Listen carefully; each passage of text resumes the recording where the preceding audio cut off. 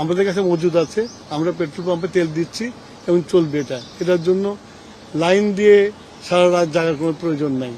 মানুষ তেল গেলে তেল পাবে।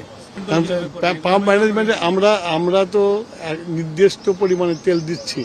এখন কোনো পাম্প যদি জলদি বিক্রি করে ফেলে তারপরে তো পাবে না, তারপর পরের দিনের জন্য ওয়েট করতে হবে। সেটার জন্য আমরা মনিটর করছি, আমরা দেখবো যাতে এরকম কম হয় সেটা দেখবো আমরা। সেটা মানুষের মনের মধ্যে ঢুকতে পারবো না আমরা। আমাদের কন্ট্রোলিং যা আছে আমরা কালকে থেকে আমরা মোবাইল কোড নামিয়ে দেবো, সব রকমের ব্যবস্থা আমরা নিয়েছি।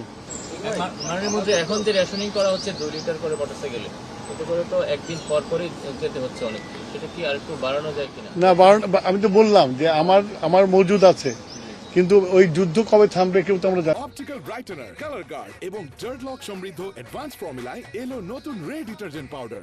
তা আগে থেকে আমার ঘর ঠিক করতে হবে না, সঞ্চয়টা রাখতে হবে না? সেই জন্য আমরা এই সঞ্চয়টা করছি।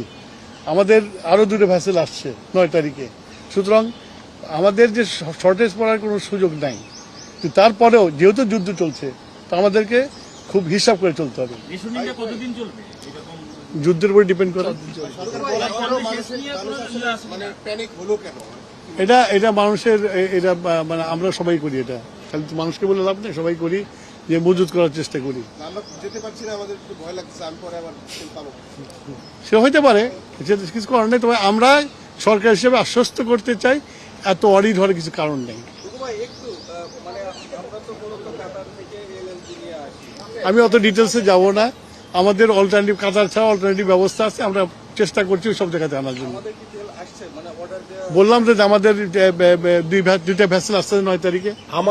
আমাদের এলএনজি, এলপিজি সকল ধরনের তেলের পর্যাপ্ত মজুত রয়েছে এবং আগামী দিনগুলোতে যেন কোনো সংকট না ঘটে সে কারণে আমরা বিকল্প উৎস থেকে আমরা কাজ করছি।